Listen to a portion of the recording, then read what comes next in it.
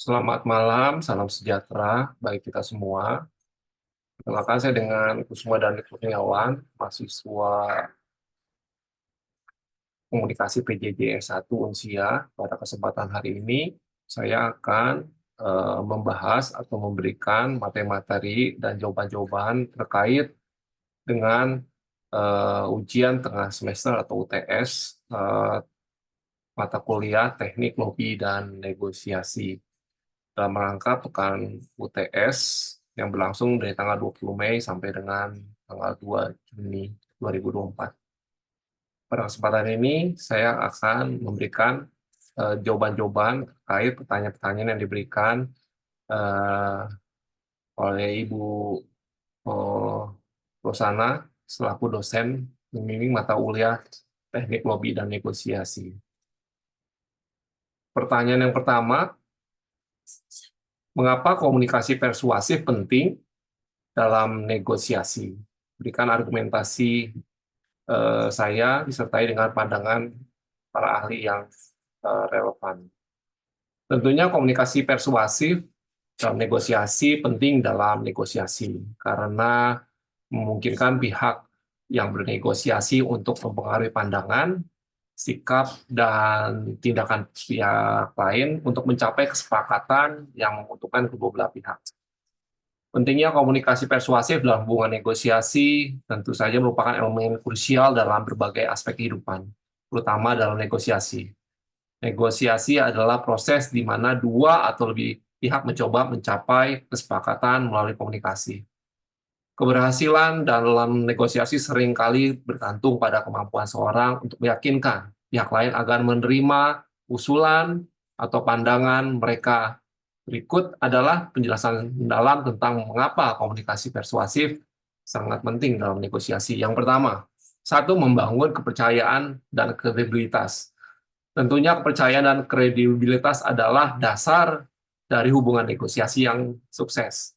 Komunikasi persuasif membantu membangun kepercayaan dengan menunjukkan bahwa seseorang memiliki niat baik dan memahami kebutuhan serta keinginan pihak lain. Kredibilitas dapat ditingkatkan melalui komunikasi yang jelas, konsisten, didukung oleh bukti atau data-data yang relevan. Kepercayaan, menggunakan bahasa yang jujur, ini penting. Menggunakan bahasa yang jujur dan transparan membantu dalam membangun kepercayaan. Menghindari kebohongan atau informasi yang menyesatkan adalah kunci dalam menciptakan lingkungan yang kondusif untuk negosiasi. Kredibilitas, memperlihatkan pengetahuan dan keahlian dalam topik yang dibahas, serta memberikan argumen yang didukung oleh bukti yang baik dan kuat membantu untuk meningkatkan kredibilitas. Yang kedua, mengidentifikasi dan memahami kepentingan pihak lain. Dalam negosiasi sangat penting untuk memahami kepentingan dan kebutuhan pihak lain. Komunikasi persuasif memungkinkan negosiator untuk mengajukan pertanyaan yang tepat dan mendengarkan secara aktif, sehingga mereka dapat mengidentifikasi apa yang sebenarnya diinginkan atau dibutuhkan pihak lain. Pendengaran yang aktif ini sangat penting. Mendengarkan secara aktif bukan hanya mendengar kata-kata, tetapi juga memahami makna di balik kata-kata tersebut. Hal ini memungkinkan untuk merespon dengan cara yang lebih relevan dan efektif. Empati. Sikap ini menunjukkan empati membantu dalam memahami sudut pandang dan perasaan orang lain yang dapat digunakan untuk merancang argumen yang lebih persuasif. Yang ketiga, menyampaikan nilai dan manfaat. Komunikasi persuasif sangat penting dalam menyampaikan nilai dan manfaat dari suatu proposal atau tawaran. Dalam negosiasi, kemampuan untuk menjelaskan bagaimana usulan Anda akan memenuhi kebutuhan atau memecahkan masalah pihak lain sangatlah penting. Manfaat. Fokus pada manfaat nyata yang akan didapatkan pihak lain. Misalnya dalam negosiasi bisnis, Anda bisa menekankan peningkatan efisiensi atau keuntungan finansial. Nilai, selain manfaat praktis, seringkali nilai emosional atau psikologis juga penting. Misalnya, bagaimana tawaran Anda akan membuat pihak lain merasa lebih aman atau dihargai. Yang keempat, mengelola konflik dan menjaga hubungan. Negosiasi seringkali melibatkan konflik baik yang terbuka maupun yang tersirat. Komunikasi persuasif membantu dalam mengelola konflik ini dengan secara konstruktif sehingga hubungan antara pihak yang bernegosiasi tetap akan baik. Resolusi konflik menggunakan teknik komunikasi yang persuasif untuk meredamkan ketegangan, mencari solusi win-win yang menguntungkan kedua belah pihak, menjaga hubungan, fokus pada tujuan jangka panjang dari hubungan yang baik daripada kepentingan yang jangka pendek, menghindari sikap agresif atau konfrontatif yang dapat merusak hubungan. Yang keempat, membangun kesepakatan dan komitmen. Tujuan akhir negosiasi adalah mencapai kesepakatan yang dapat diterima oleh semua pihak. Komunikasi persuasif memainkan peran kunci dalam membangun kesepakatan ini dan mendapatkan komitmen dari pihak lain. Kesepakatan, yaitu membantu pihak lain melihat bagaimana kesepakatan yang diusulkan memenuhi kebutuhan mereka, menggunakan teknik persuasif untuk menegosiasikan syarat kepentingan mereka, menggunakan teknik persuasif untuk menegosiasikan syarat dan ketentuan yang menguntungkan kedua belah pihak. Komitmen, mendapatkan komitmen dengan memperkuat manfaat kesepakatan dan menegaskan kembali kepercayaan yang telah dibangun selama proses negosiasi. Yang keenam, teknik strategi komunikasi persuasif dan negosiasi. Beberapa teknik dan strategi komunikasi persuasif yang efektif dalam negosiasi meliputi argumentasi logis, menggunakan logika dan bukti yang jelas untuk mendukung argumen Anda. Yang kedua, ceritakan metafora, menggunakan cerita atau metafora untuk membuat argumen lebih menarik dan mudah dipahami. Yang ketiga, penegasan positif, menggunakan bahasa positif untuk menekankan aspek-aspek yang menguntungkan dari tawaran Anda. Pertanyaan yang terbuka, mengajukan pertanyaan terbuka dan mendorong pihak lain untuk memberikan informasi yang lebih banyak. Yang terakhir, refleksi dan parafrase, menunjukkan bahwa Anda memahami posisi pihak lain dengan merangkum atau mengulangi poin mereka dengan kata Anda sendiri. Jadi kesimpulannya dapat dijabarkan komunikasi persuasif adalah keterampilan penting yang harus dikuasai tentunya oleh setiap negosiator. Melalui komunikasi persuasif, negosiator dapat membangun kepercayaan, memahami kepentingan orang lain, menyampaikan nilai dan manfaat, mengelola konflik, menjaga hubungan baik, serta membangun kesepakatan. Dari sejalan itu akan terjalin adanya komitmen. Menggunakan teknik dan strategi yang tepat, komunikasi persuasif dapat meningkatkan kemungkinan mencapai hasil yang menguntungkan bagi semua pihak yang terlibat dalam negosiasi.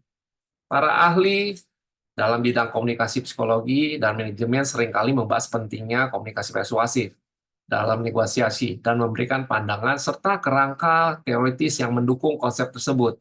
Berikut ini beberapa pandangan para ahli yang relevan dengan topik ini. Salah satu yang kita kenal adalah Aristoteles dengan pedomannya ethos, pathos, dan logos. Aristoteles sebagai filsuf Yunani kuno merupakan salah satu tokoh yang paling awal membahas tentang komunikasi persuasif. Dia memperkenalkan konsep ethos, pathos, dan logos sebagai 3 pilar utama persuasif. Ethos, kredibilitas, dan karakter berbicara. Menurut Aristoteles, seorang komunikator yang efektif harus memiliki integritas, kejujuran, dan otoritas yang diakui oleh audiens. Yang kedua adalah pathos, emosi audiens. Penggunaan emosi untuk menggerakkan audiens dan membuat mereka terhubung secara emosional dengan pesan. Yang terakhir yaitu adalah logos, logika dan bukti, argumen yang didukung oleh data, fakta, dan logika yang kuat. Salah satu mengenai para ahli lagi, yaitu Robert Cialdini, yaitu dengan prinsip persuasif. Robert Cialdini, seorang psikologi sosial, dikenal dengan 6 prinsip persuasif yang dijelaskan dalam bukunya Influence, the Psychology of Persuasion, prinsip-prinsip yang sangat relevan dalam negosiasi, yaitu 1. Balas budi. Orang cenderung membalas kebaikan yang mereka terima dalam negosiasi. Dalam negosiasi, menawarkan konsesi awal dan mendorong pihak lain untuk membalas dengan konsesi yang serupa. Yang kedua yaitu komitmen dan konsistensi. Orang cenderung tetap konsisten dengan komitmen yang mereka buat, mendapatkan komitmen awal dan membantu untuk mencapai kesepakatan yang terakhir. Yang ketiga yaitu bukti sosial. Orang cenderung mengikuti tindakan orang lain, menunjukkan bahwa banyak pihak lain yang telah menerima atau menyetujui tawaran dapat memperkuat posisi Anda. Yang keempat yaitu otoritas. Orang cenderung mematuhi otoritas yang sah, menunjukkan pengalihan dan pengalaman dapat meningkatkan kredibilitas. Lalu ada namanya kesukaan. Orang cenderung lebih mudah dipengaruhi oleh orang yang mereka sukai, membangun hubungan baik, dan kesamaan dapat membantu dalam negosiasi. Yang terakhir, yaitu adalah kelangkaan. Orang cenderung lebih menghargai sesuatu yang langka, menekankan keterbatasan, eksklusivitas, dan tawaran dapat meningkatkan daya tariknya. Demikian jawaban yang saya dapat jabarkan dalam pertanyaan yang pertama, yaitu mengenai mengapa komunikasi persuasif penting dalam negosiasi dengan beberapa contoh dan argumen dari para ahli yang sangat relevan dengan komunikasi persuasif tersebut. Pertanyaan yang kedua, jelaskan hakikat mendengarkan dalam proses komunikasi. Oke, kalau dalam prakteknya bahwa mendengarkan itu hakikatnya dalam proses komunikasi sangatlah penting. Mendengarkan adalah proses aktif, memperhatikan, memahami, dan merespon informasi yang disampaikan oleh pihak lain dalam proses komunikasi. Ini melibatkan lebih dari sekadar mendengarkan kata-kata, melainkan juga memahami maksud, emosi, dan konteks di balik komunikasi.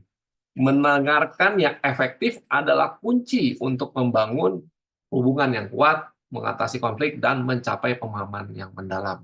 Demikian jawaban dari saya mengenai pertanyaan yang kedua. Lalu berlanjut dengan pertanyaan yang ketiga. Jelaskan disertai dengan contohnya untuk 3 bentuk lobby yang terdiri dari tradisional, akar rumput, dan yang ketiga lobby political action committee. Saya akan jabarkan satu persatu mengenai bentuk lobbying dan contohnya. Bentuk lobbying dan contohnya, ada tradisional.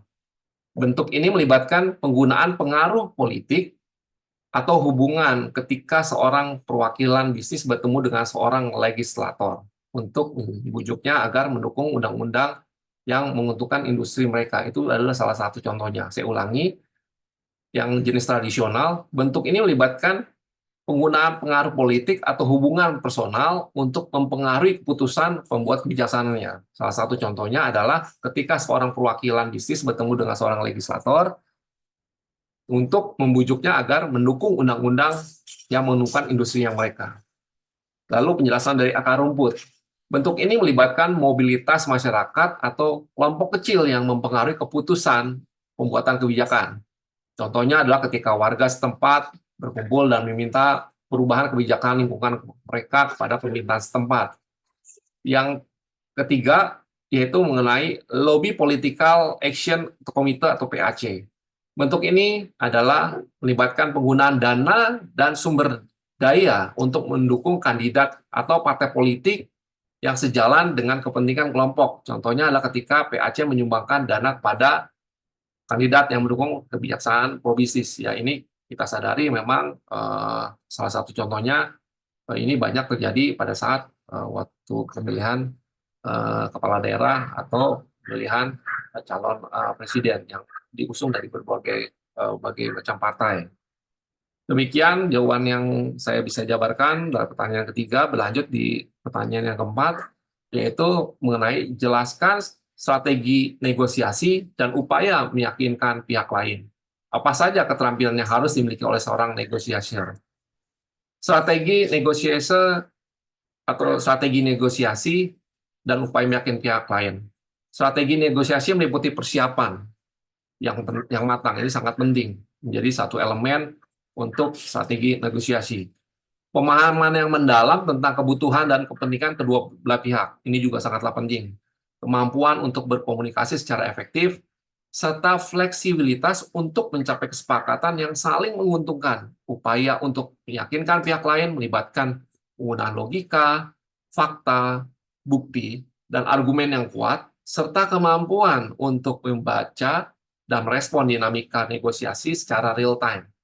Keterampilan yang harus dimiliki oleh seorang negosiator adalah termasuk komunikasi persuasif yang sudah tadi kita bahas bersama-sama dalam pertanyaan yang pertama mengenai komunikasi persuasif, dan juga empati, kepemimpinan, negosiasi, analisis situasi, dan manajemen konflik.